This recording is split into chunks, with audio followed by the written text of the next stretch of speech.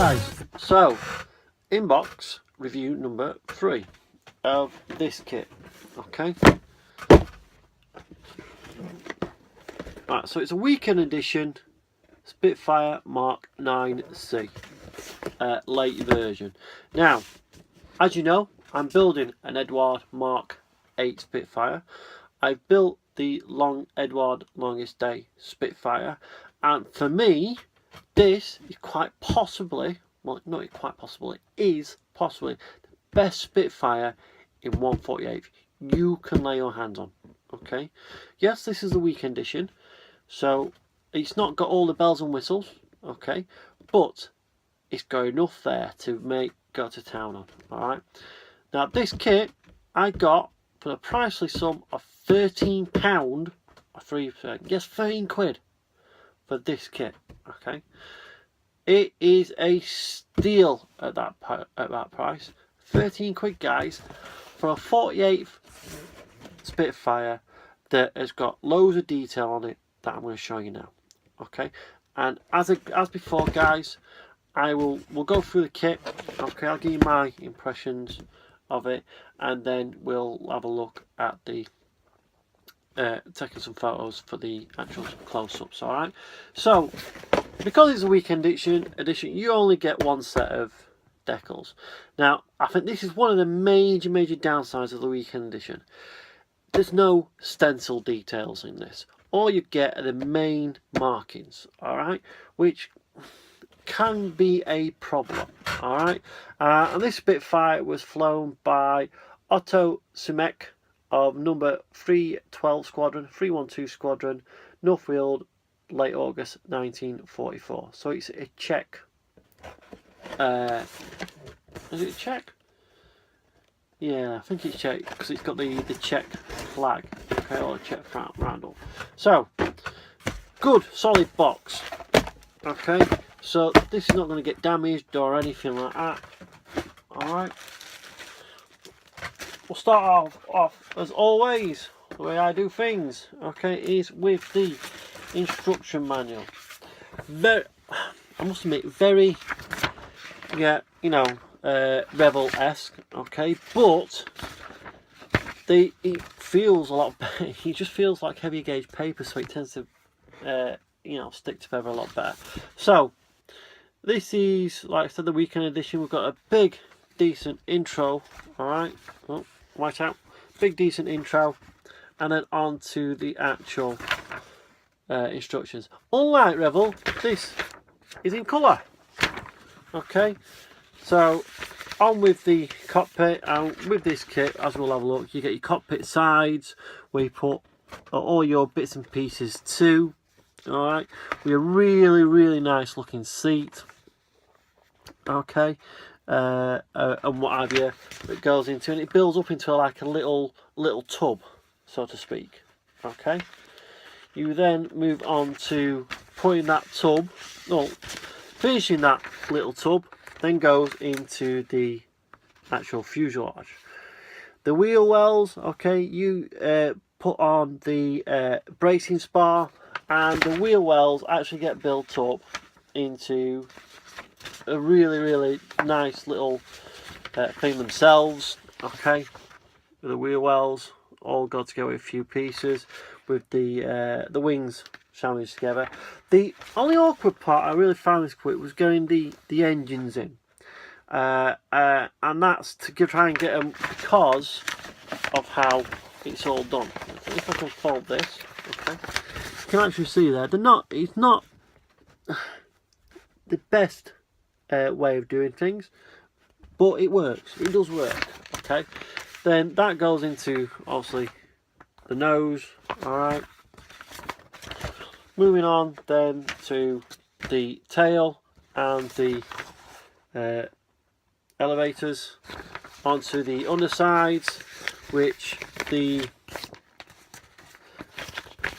radiators are all separate parts. Okay, the nose, also I should say, well, yeah, it is. There was an underbelly of the nose and all like that. Onto then the undercarriage, okay, which is 4 parts. So you've got your 2 sandwiches, okay, and then the inserts that go in the side. So you can paint them separately. You can paint them separately because they are a really tight fit. So you don't really need any glue. But if you want to put a little dab of super glue in, once you've all painted, put them together, it's ideal. That's what I've done with that one. Okay, it's what I did with the other one, and it works really well.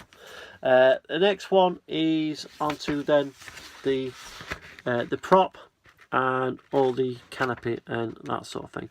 The only thing I don't really like is the prop. The mould is a one hole one, which makes it a little bit more awkward to paint, because you then got to paint the black and the what instead of painting them separate and putting the props in, and then onto a nice colour of colour call out for the aircraft in question, with the colour calls out in Mr.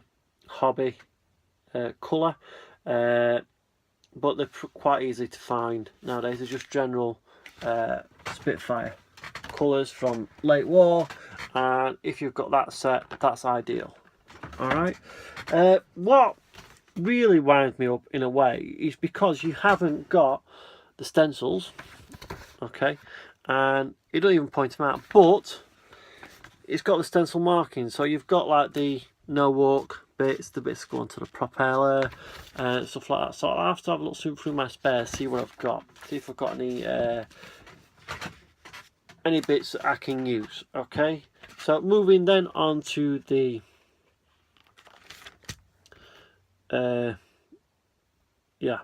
moving on to the decals. They made in the Czech Republic, and it says by Eduard, but I believe, no, I don't know whether they are, but they've got a look of cartograph. They are absolutely beautiful. They really do react well, okay, to Micro Set and Sol. Okay, they really do work really well. So I'll just put them over there. So on to the plastic itself. And what do we get? We get 2 bags plus your kit clear sprue. Okay, so we'll start off with the wings. No staples, no, nothing like that. These just pull apart, self-sealing. Okay, really decent plastic bags. Okay, and out they come. This is where this kit really takes off. You're not going to be able to see it properly, but hopefully you can see all that riveting on the wings there. Okay, it's absolutely beautifully riveted. Okay, and then we've got some detail in the wheel wells. All right, and that riveting is all over. It's so fine, it takes a wash. It is absolutely beautiful. All right, so that's one part.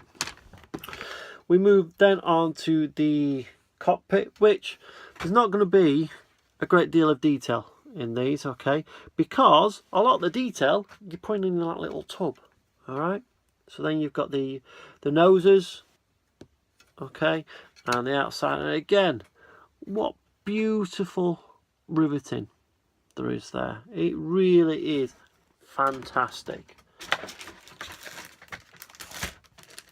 This kit for 13 quid is an absolute bargain. It's a steal at that price. Okay.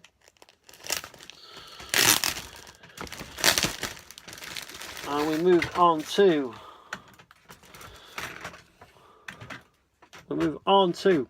the